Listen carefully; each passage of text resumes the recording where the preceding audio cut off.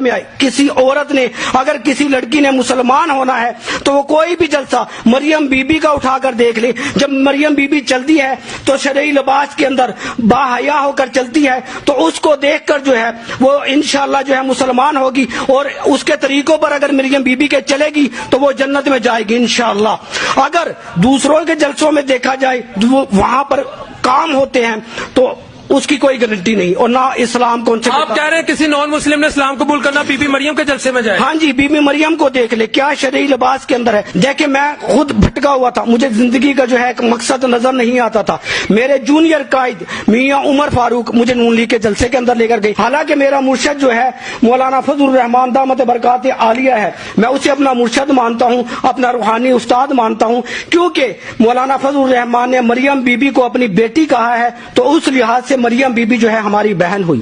تو میں اس لحاظ سے میاں عمر فاروق جونیئر قائد جو ہے میرے, وہ مجھے نون لیگ کے جلسے کے اندر لے کر گئے تو میری آنکھیں کھل گئی. میں نے وہاں وہ بندے دیکھے, وہ چیزیں دیکھی, جو ہے میرا مجھے جینے کا جو ہے مقصد نظر آ گیا. آپ کو مریم صاحبہ کے اندر کیا ایسا نظر ہے کہ آپ کہتے ہیں جو ان کو فالو کرے گا جنت میں جائے گا؟